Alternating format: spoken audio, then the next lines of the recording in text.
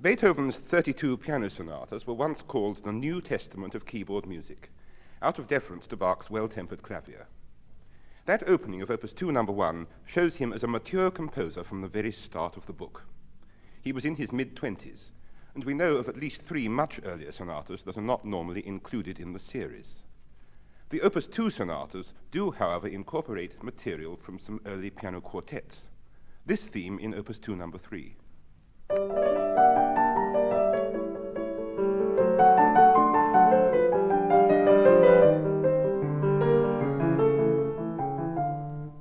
And the slow movement of Opus 2 No. 1.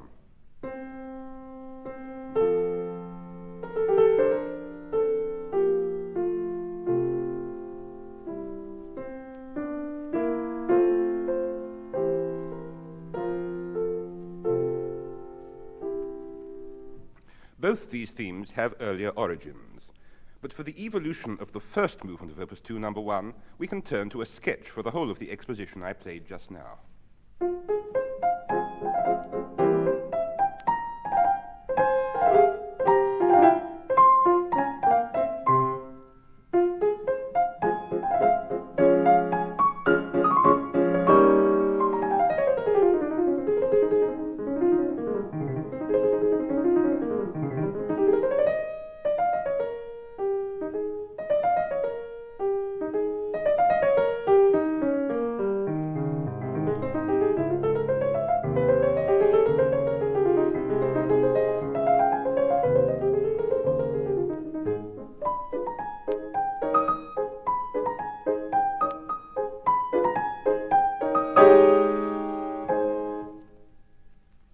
In that sketch, the beginning and the end are well advanced.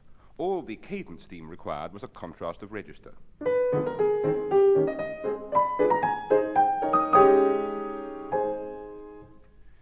Note, however, that in the sketch, the first subject begins without its characteristic upbeat. And in the sonata, although the former version appears in the recapitulation of the finished work. One unexpected feature of the sketch was the sudden Scotch snap. But this was smoothed out. And Beethoven's abrupt departure into another key was also a later thought. But let's examine the middle part of the sketch, which had resorted to rather nondescript scales and arpeggios.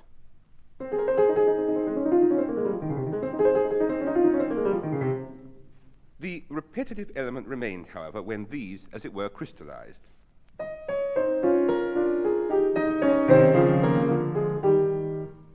Then the second subject, which also featured a self-repeating phrase in the sketch.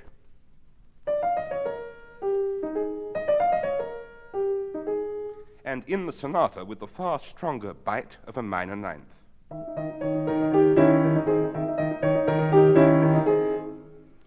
Notice that at the same time, this theme was to adopt the rhythmic pattern of the first subject, like a kind of free inversion of it.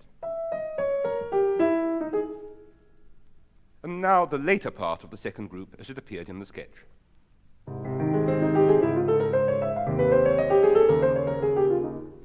Again, this captures the basic framework, the harmonic pattern. In the sonata, the bass is enlivened. and the right-hand figures gather themselves into a more purposeful passage in contrary motion. But this created the need for an extra passage preparing for this climax and its opening figure. So in the sonata we find a new 7-bar section unhinted at in the sketch.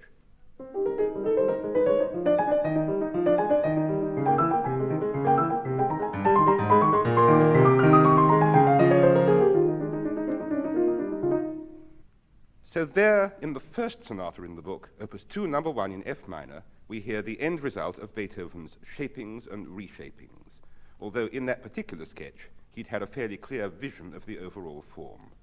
So let's turn now to a slightly later sonata, the D major, Opus 10, number 3.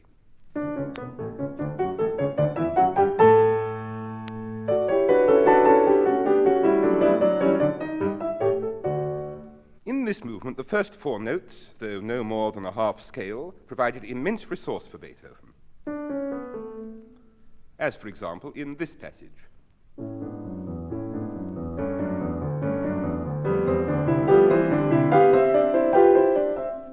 A sketch from the Kafka miscellany in the British Museum shows him at work on this figure.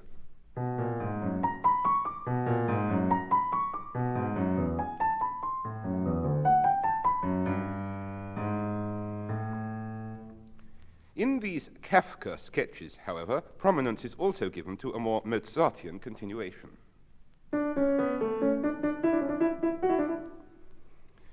One passage, probably intended for the coda, transfers this to the bass.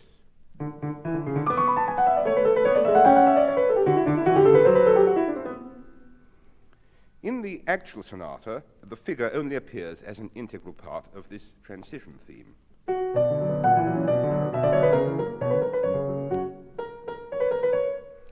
And yet a further sketch seemed obsessed with it.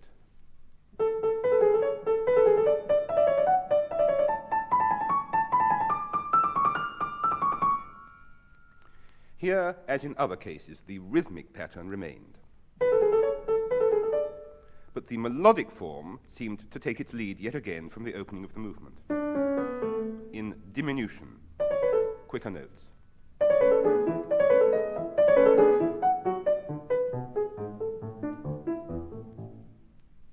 Nottebohm investigated some other sketches for Opus 10, number 3 that concern the actual opening.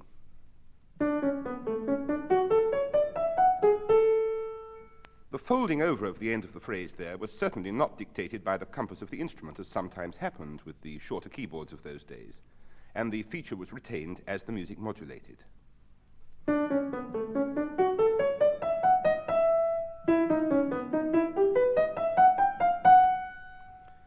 Again, we can only admire the bolder resolution of the sonata.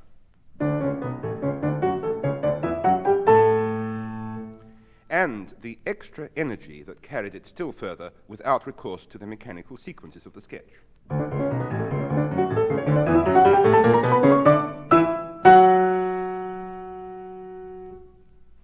This D major sonata, Opus 10, number 3, contains the profoundest of all the early slow movements, significantly marked largo e mesto.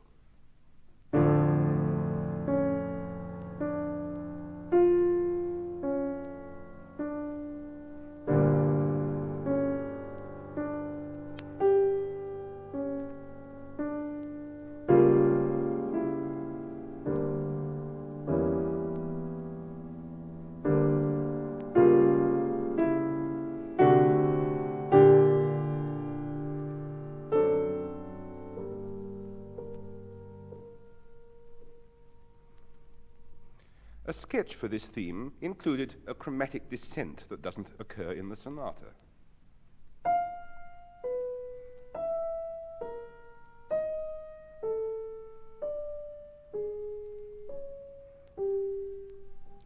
It appears to be falling back to the opening phrases.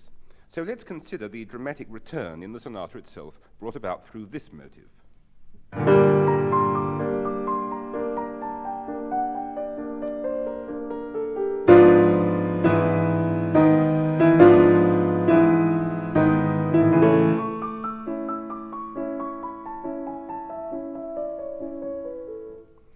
A sketch for this idea.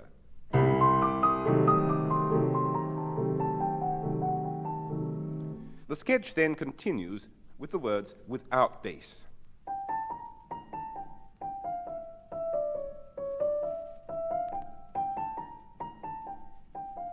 Then the marcellando, fading away to a pause, followed by the recapitulation in a higher octave.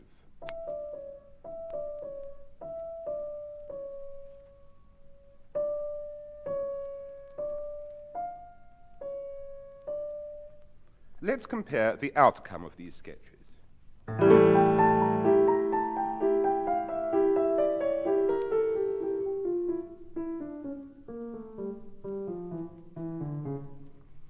As in the sketch, the bass drops out, leaving the right-hand figure unsupported, though instead of a pause, there are precise, measured silences.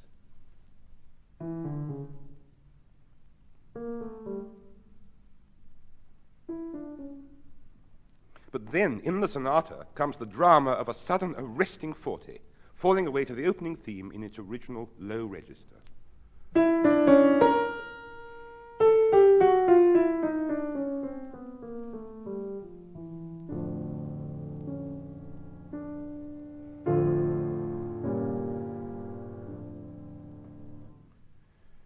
Now here's a sketch for the minuet of this sonata, written on 2 staves.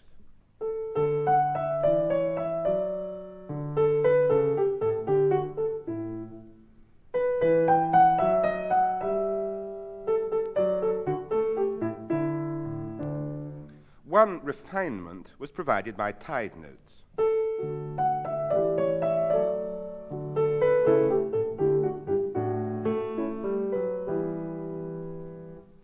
The left-hand intervention linking the 2 phrases was intensified in part 2 of the minuet.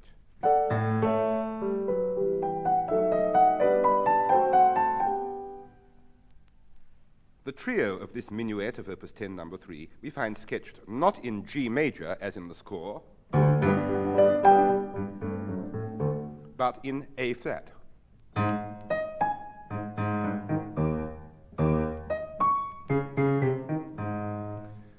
The context, as well as the key, suggest that this was at one time intended for a different sonata, Opus 7 in E flat, for the movement beginning as follows.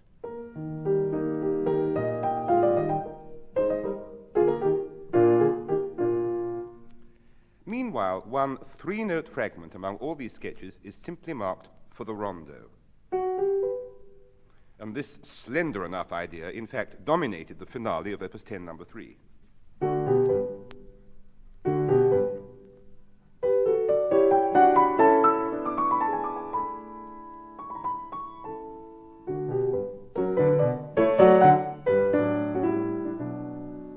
That interrupted cadence was sketched in various forms.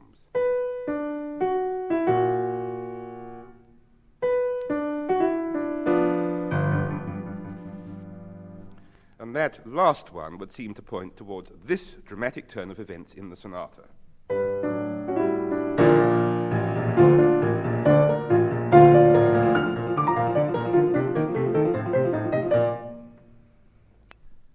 After the Opus 10 set, Beethoven's next sonata was the first to gain a universal popularity, the Pathetique, Opus 13.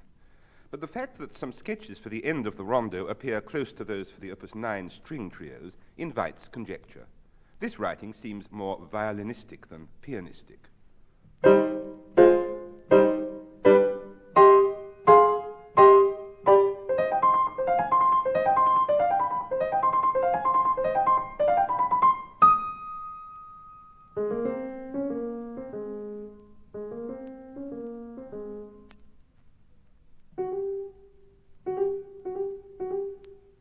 Let's compare the transformation and the pianistic translation of this on the last page of the Pathetique.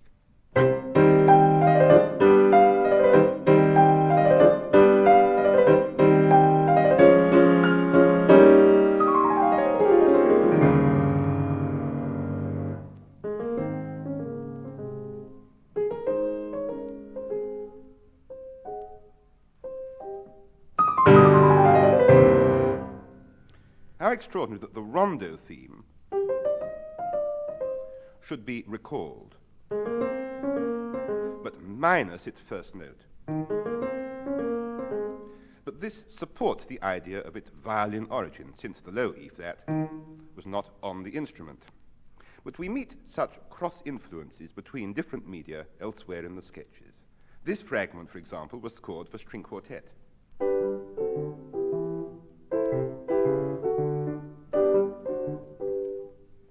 And this clearly changed its direction into a piano sonata, opus 31, number 1 in G.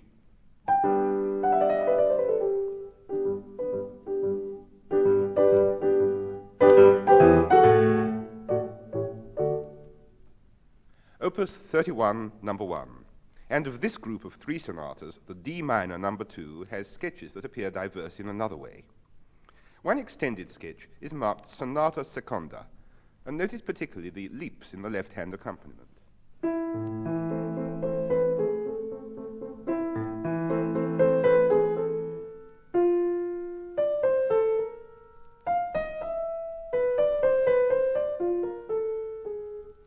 Was this a forerunner of the finale of the D minor?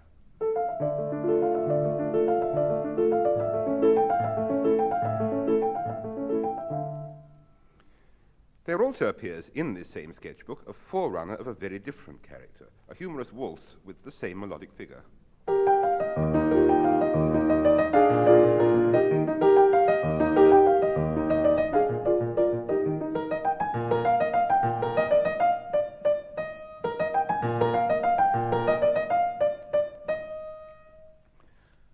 For the first movement of this same sonata, opus 31, number 2, we find a harmonic plan for the whole laid out with just a few points sketched in detail. The beginning of the sketch is familiar, the alternation of adagio, or largo as it became, and allegro.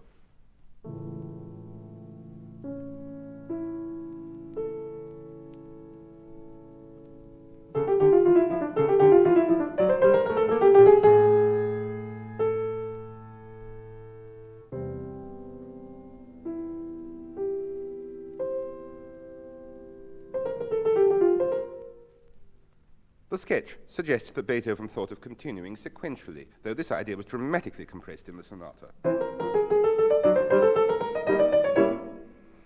The sketch, however, had broken off with the words first part A minor, and then leapt forward to an outline of the development section, again beginning adagio.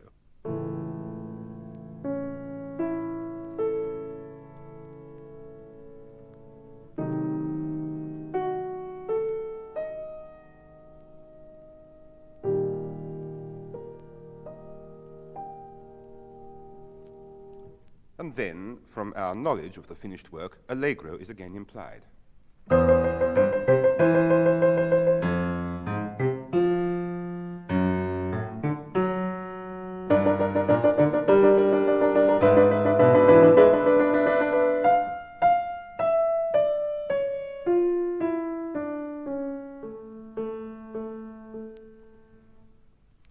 A sketch for the recitatives that occur at the recapitulation.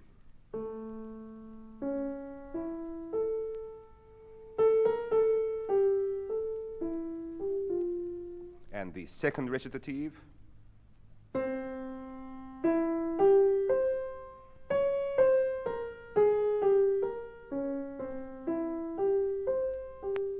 Then 6 bars written out in full.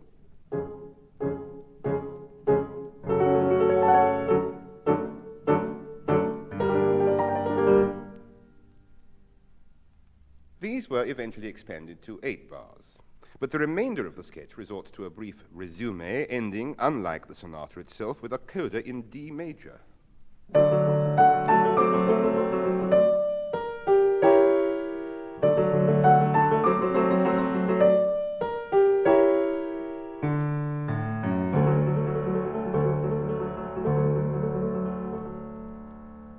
But now let's consider the movement itself, the implications of the sketch, which nevertheless captured its bare essentials. How much was explicit? How much still latent in Beethoven's mind? It's clear already that he saw the opening arpeggio in its dual character, as a mysterious introductory figure,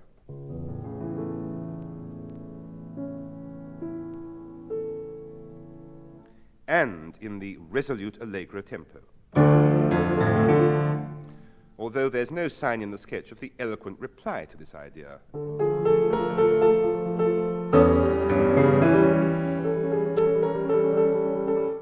But the words first part, A minor, were fulfilled.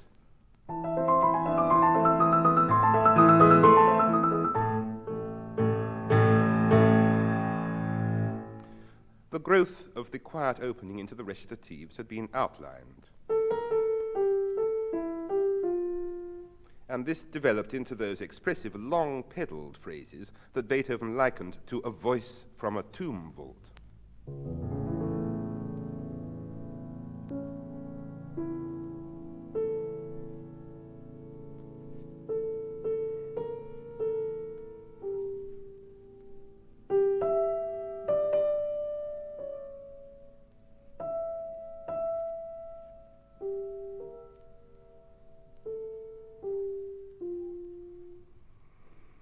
One definite change of mind was the major key ending. The first movement of the D minor, like its finale, was to carry through the minor key to the bitter end.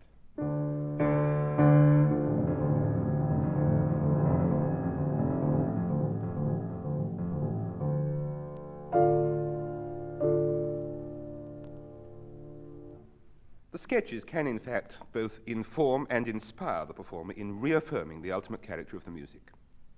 So here's one brief example from the finale of the so-called Moonlight Sonata, Opus 27, number 2, a sketch for the cadence theme fading away in a decrescendo.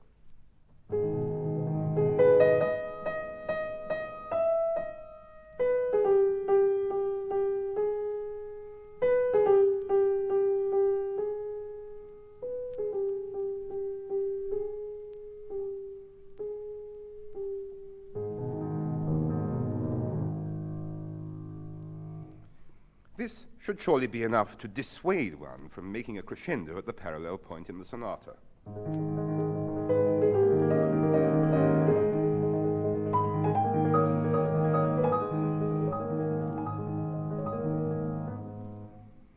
And it's confirmed by Beethoven's markings. It's only after the theme has completed itself that crescendo is indicated. This point is sometimes glossed over. But the interest and value of the sketchbooks for the player is even more abundant when we come to Beethoven's two great middle period sonatas, the Waldstein and the Appassionata.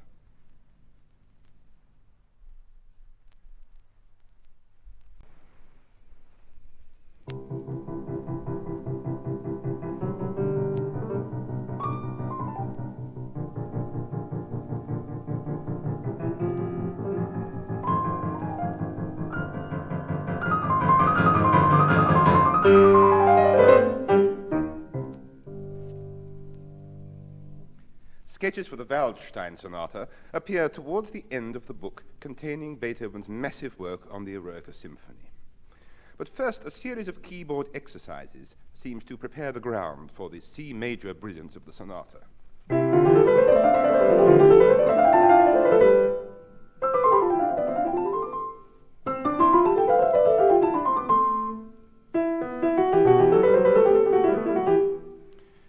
That last one, however, seems to have a more direct relationship with the finale of the Appassionata. But first, the Waldstein, and sketches for its first subject appearing first in its semiquaver version.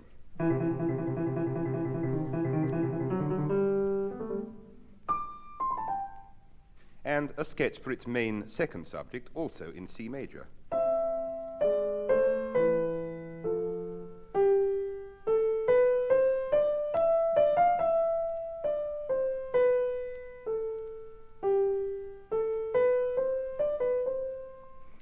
This could hardly have been its intended key in the exposition, and sketches on the previous page show, as in the sonata, an unusual orientation towards E major or minor.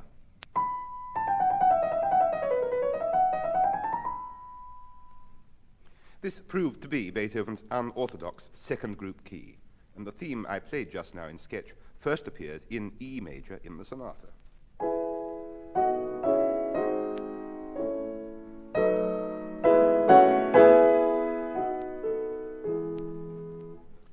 In the coda of this first movement, Beethoven seems loath to part with this theme.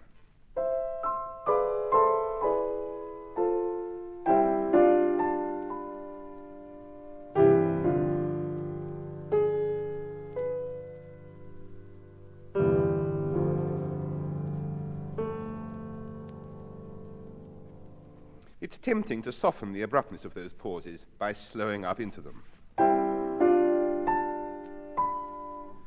And yet it's only on the third phrase that Beethoven indicated a ritardando. The sketches suggest, however, that the element of surprise is at the root of the passage. He wrote a series of full closes.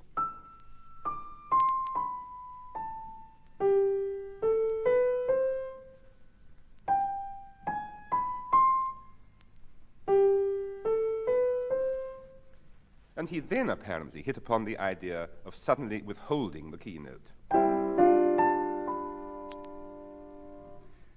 But the Waldstein sketches also reveal the checkered history of its slow movement. An andante in E major is noted down.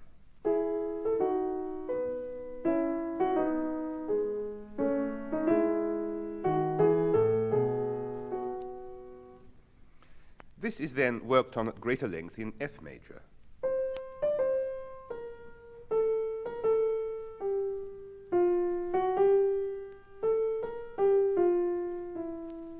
But at this time, there's a note of a fairly brilliant rondo in 3/8.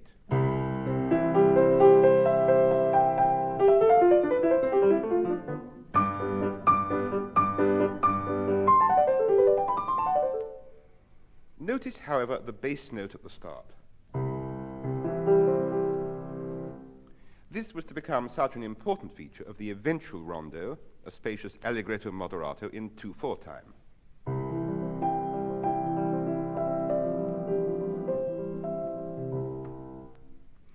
Various versions of this theme were sketched.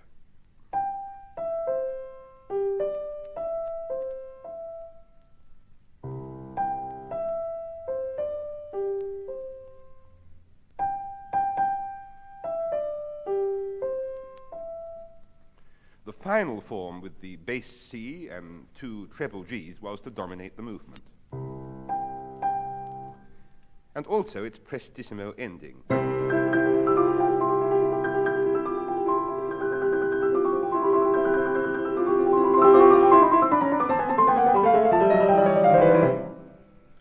And this appears in this way in the sketches.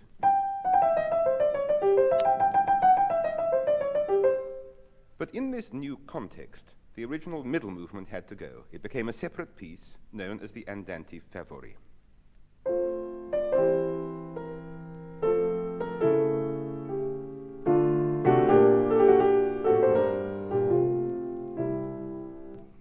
Something more mysterious, harmonically, was needed to offset the brilliant first movement of the Waldstein and the largely diatonic and leisurely unfolding of the finale. And so the Introduzione came into being with its strangely unsettled tonality.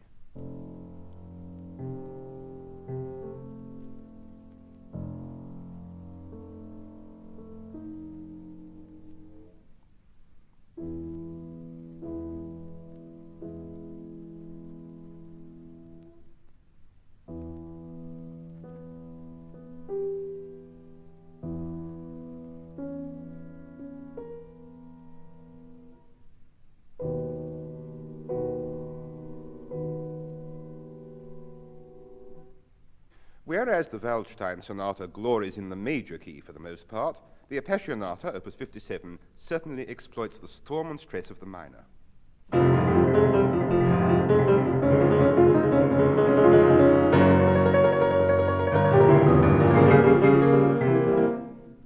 This recurrence of a triplet rhythm caused a change of mind over notation.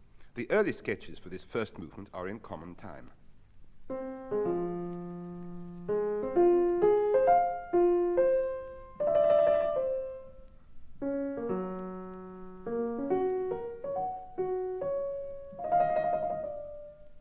And this simpler notation was carried through to the second subject in this form.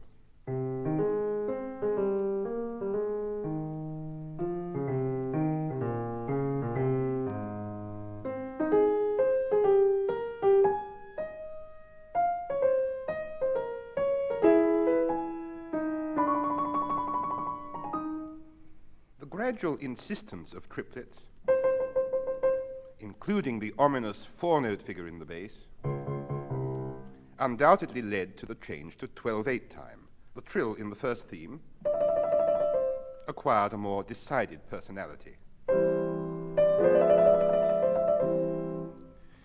But how then should the small notes in the main subjects be notated? In this way? Or in this?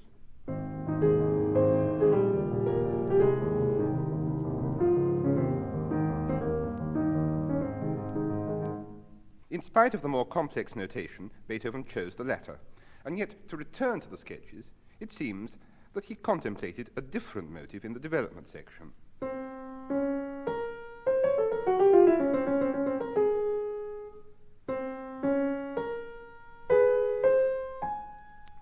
And this seems a striking foretaste of the much later Grosse Fuge. But the Appassionata seem to bypass this idea, and the sketches for the remaining movements relate clearly to the work as we know it. The Andante is a set of variations on this theme.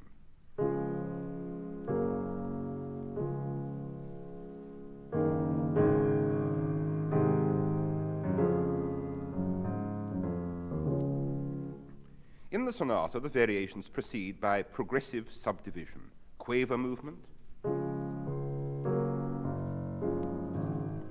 semiquavers, and demi-semiquavers.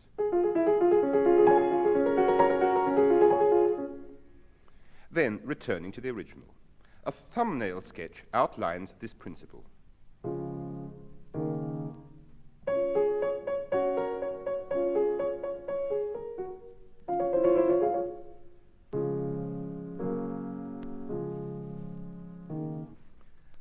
For the finale, a moto perpetuo idea was sketched as follows.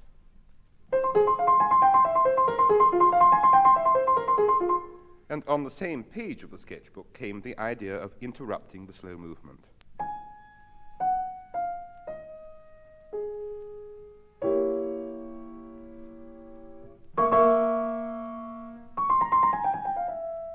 But this link between slow movement and finale, typical of Beethoven's middle period works, I'll play as it comes in the sonata.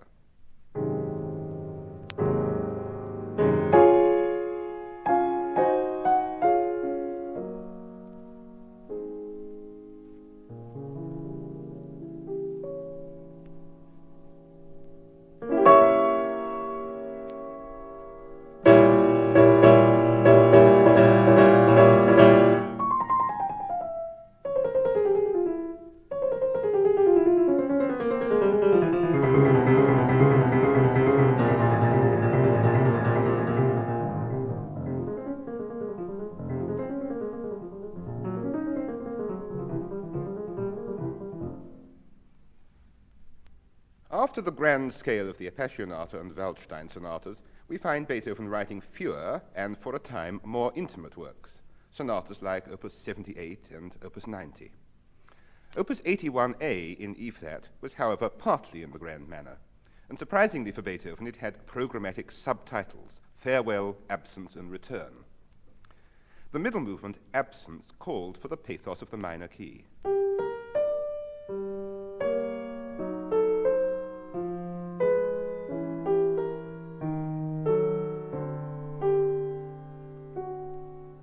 That sketch established the mood, although the material changed.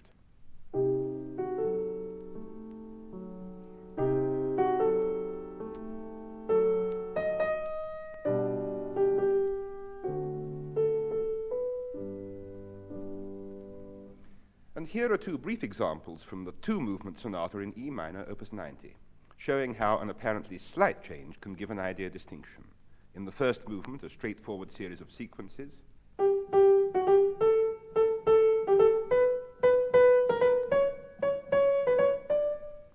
These were modified and enlivened by dynamic contrasts.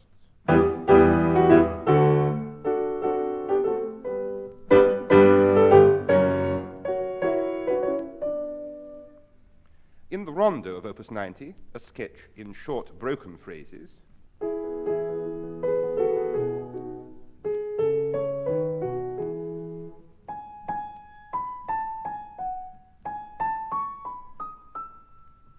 these were bound together into a long, flowing melodic line.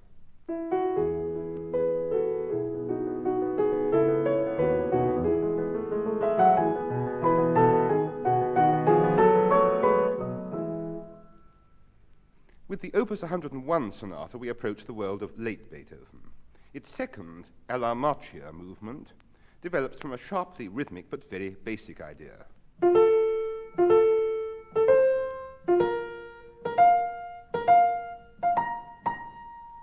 On the line above that sketch, elaboration begins.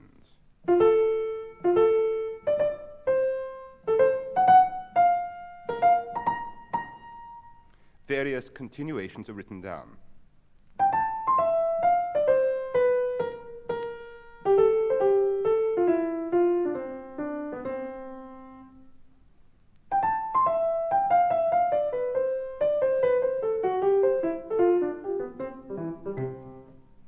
But in the end, the persistence of the dotted rhythm makes the movement.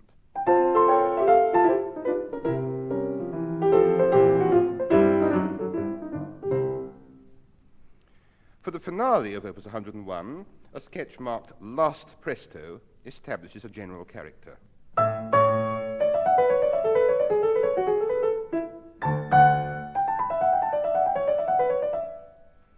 And on the next page of the sketchbook, there's the gist of a contrapuntal treatment, pointing towards the theme in the sonata.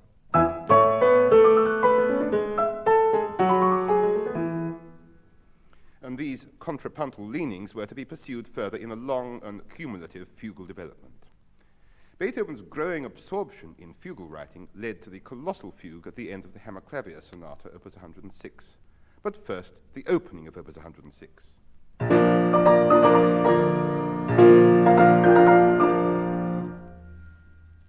This idea appears in various forms in the sketches.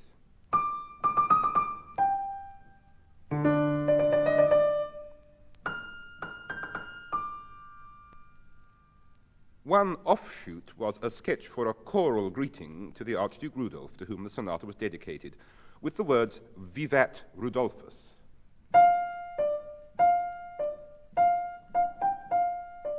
And also in a shorter form. In fact, one wonders whether those words had a hand in the shape of the eventual opening of Opus 106, "Vivat, Vivat Rudolphus." The lyrical answer to that challenging opening phrase might be derived in this way from the sketches.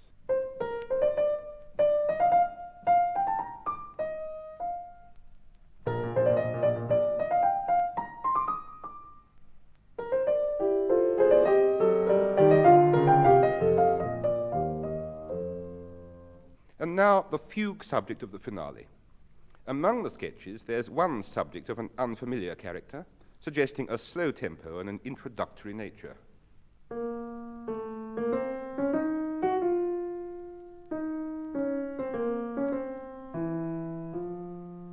The ultimate fugue subject, like so many of Beethoven's themes, emerged from a series of rhythmic experiments.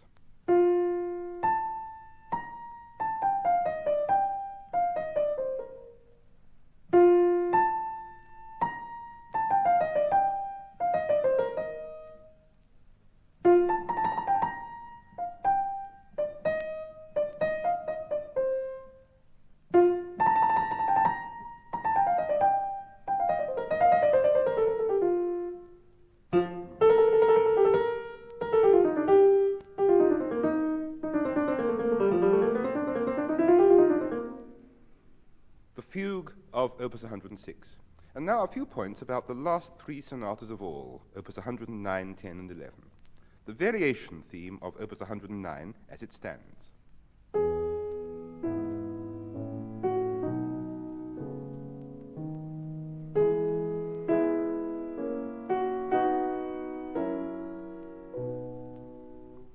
And an earlier continuation.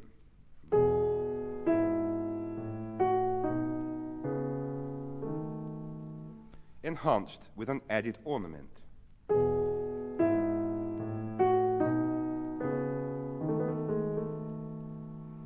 And then with a penciled alteration to the fifth bar of the theme.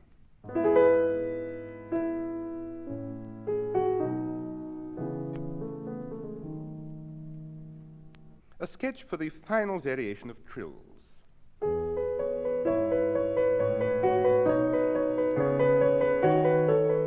Unlike the sonata, which pursues the idea of the developing trill, the sketch expands it melodically.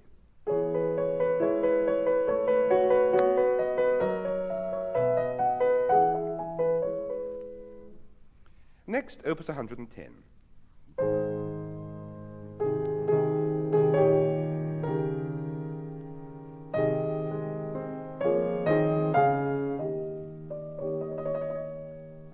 The relationship between the contours of this opening and the fugue of the third movement has often been remarked.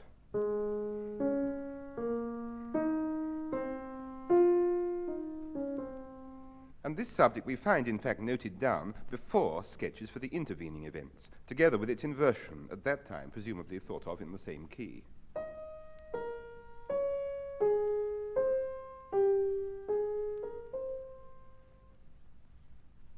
Beethoven's fugal leanings continued, and the fugues of the late quartets, Opus 131 and the Grosse Fuge, had yet to come. But meanwhile, the first movement of Opus 111, the last piano sonata, treated its first subject in a fugal manner.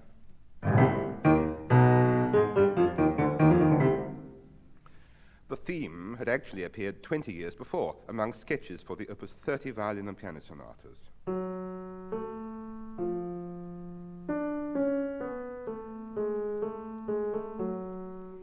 And it reappears in the Opus 111 sketches with, on the surface, some rather academic treatment.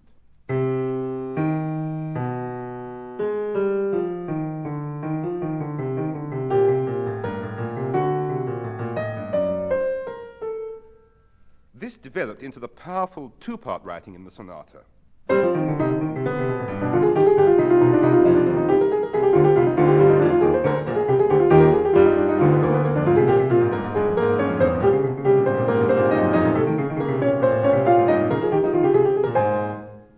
But if fugal writing was one feature of Beethoven's late period, so was variation form.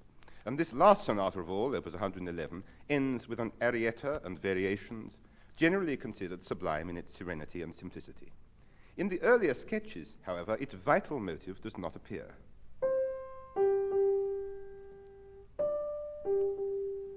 There's a more generalized harmonic outline.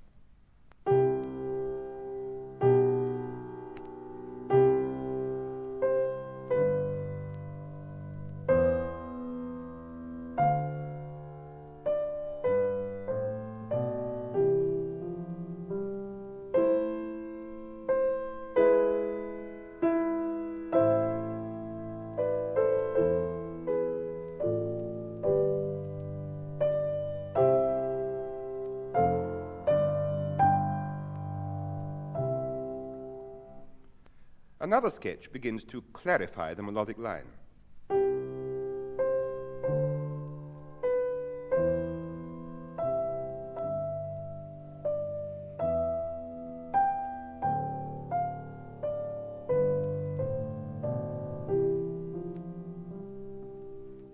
It was while working on these last sonatas that Beethoven received the famous invitation to contribute a single variation on a waltz by Diabelli to a composite work. He eventually wrote 33, his greatest set of variations, but Diabelli's waltz, like Beethoven's arietta, was in C major, and it began as follows.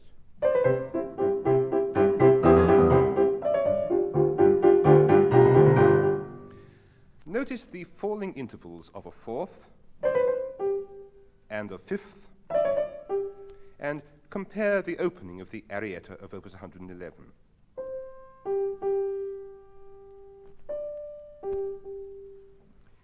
Is it possible, then, that Beethoven's work on the Diabelli project enhanced his own farewell to the piano sonata?